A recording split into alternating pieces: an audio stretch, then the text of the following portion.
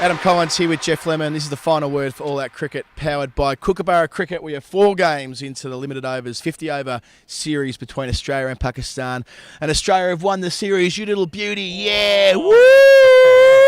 They will be remembering this day for a long time to come. They'll be talking about this, the anniversary, the commemorations. Imagine the parade in, say, 50 years' time when we look back on this and we remember this, and an 80-something-year-old Peter Hanscom, whose age is the same as his Test batting average, will be leading the parade down the middle of Swanston Street. What a beautiful day. They actually did have a special dinner to recognise that Australia won the 1987 World Cup 30 years ago, and were given medals from the ICC, of course, defeating Pakistan in Pakistan, India in India, and then the best team in the world at the time, England, in the final. And no one will forget Mike Gadding reverse sweeping Alan Border and all those other factoids like Mike Valletta batting in the middle order and whatnot. They were recognised yesterday at the SCG. Yeah, it's weird that it took so long for news to filter back. I guess it was still in the telegram era in 87, but they've only just realised that it happened. So ripper Australia, you thought you'd won 4 World Cups. Actually, it's 5. You little beauty. Also from that side, David Clarence Boone, the keg on legs, is being admitted to the Australian Cricket Hall of Fame tonight, I should say. Monday night, to be precise, not to give a specific day on it. I know you don't like it when I give days, Geoff. Matthew Hayden as well, and Betty Wilson, the former Australian Test cricketer who played in the 40s and 50s, who had a prolific batting average 58. We could do with a Betty Wilson now. Now, I'm just thinking on David Boone. Imagine if DC Boone had a brother whose initials were AC Boone, and then they made a cover band. It would be the most Australian thing of all time.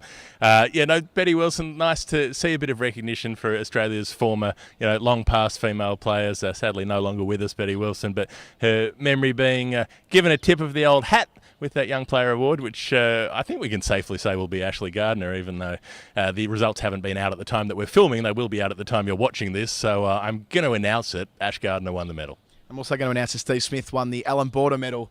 Almost a guarantee that'll happen in Sydney tonight. And Josh Hazlewood, Mitchell Starc, and he can get the heels for the Test player, and David Warner probably a lock to win the one-day player. But on the whole, the way the voting system works, it's unlikely that Steve Smith won't yet again win the Alan Border medal, which, if you're watching in England, doesn't really mean an awful lot, but it is a medal, and it is something that they can say they were a multi-Alan Border medal winner. That's right. I mean, Alan Border medals are nice. All medals are pretty good. I mean, they don't really give you medals for being a terrible bloke. They're like, worst player in the team gets the worst player in the team medal. You don't want that one. Although in saying that, some medals at the Olympics are given out and then retrospectively taken away. I think we kind of had a bit of a relapse. How a recall system here we could bring back Alan Border medals from former greats? What would they need to do to have it taken from them? Oh, gee, I mean, you've put me on the spot a bit here. I suppose if, maybe if you were done for match fixing, you might get an AB medal taken away.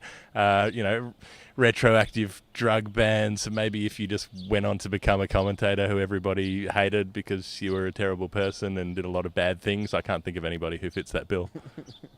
Right, probably should talk about those one days, eh? There's one in Perth on Thursday. Australia won, as they do. The Pakistanis were sent in to bat first and made 263. They were at times impressive, but mostly it was Australia's bowlers. Josh Hazlewood leading the attack in the absence of Mitchell Starc, who was injured. He took 3 for 32.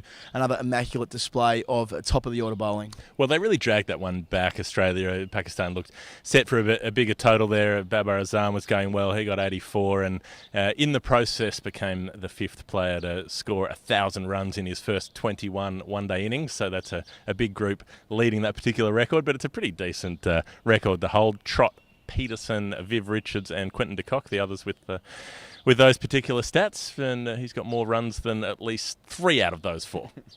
And he's the first Australian on that list, of course. 3 South Africans, 2 of which have played for England. Azam's the first Australian on the list. Blimey, I've gone well there, haven't I?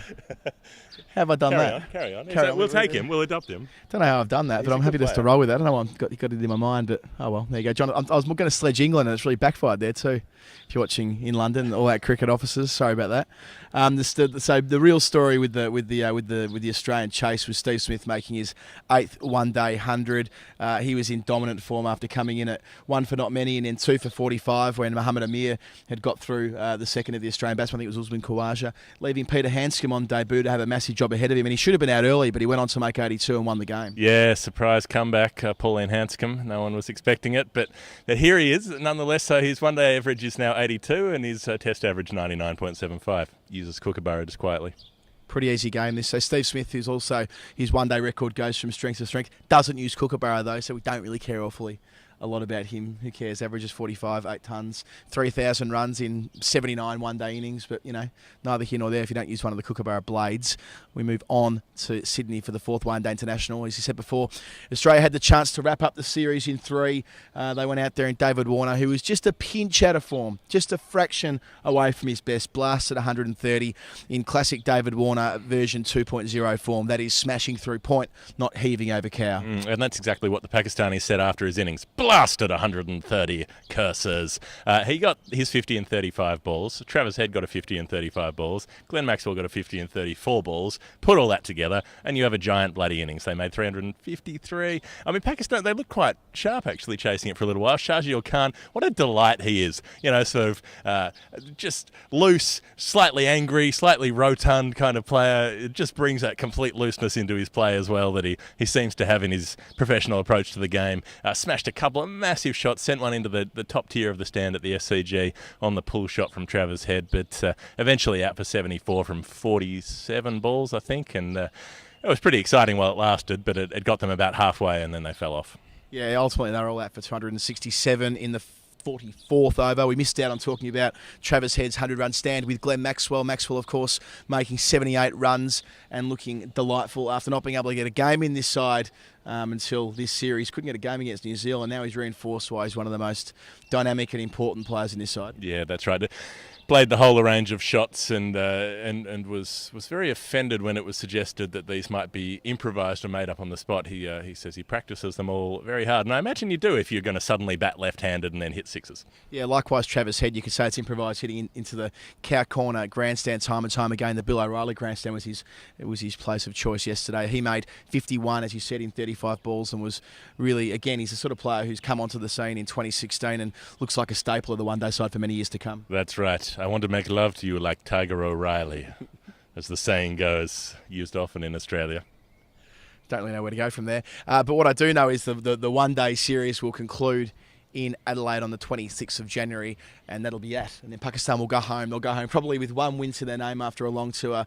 They have been disappointing though, Geoff. I mean, there's no real way of getting around that. Apart from their win at Melbourne here a bit over a week ago, they've not won a game on tour and never really looked like it. Well, I mean, they almost had the miracle in Brisbane, and if they'd pulled that off, maybe things would have been different from then on. They should have won there, drawn in Melbourne, and maybe shared that series 1-1, but not to be. And maybe the one-day exploits would have been different. So disappointing. We were hoping for a lot more from this dynamic team, but gee, they've been so good over the last 5 or 6 years in so many conditions that it's hard to begrudge them a bad tour here or there. New Zealand's where the Australian team is off to next. That squad name today, Aaron Finch given a Guernsey after playing very well for the Melbourne Renegades in the BBL. And you'll be over there, Geoff. Geoff will be there in New Zealand the next time we speak to you. I think that's probably enough for all that cricket. Fueled by Kookaburra Cricket, Adam Collins and Geoff Lemon. Have a lovely week. I'm Cameron Bancroft and I'm using the Kahuna for this season. I picked the Kahuna because growing up on the whacker, you have to be able to play the pull and cut shot, so I find the Kahuna to be light and allow me to score both sides of the wicket, especially at the whacker. The first ever Kookaburra bat I used was a Kookaburra Diablo. Damien Martin used it growing up and was probably the sole reason as to why I picked out the bat. I remember it had red stickers, it had a good time using it, it was good fun, it was really good.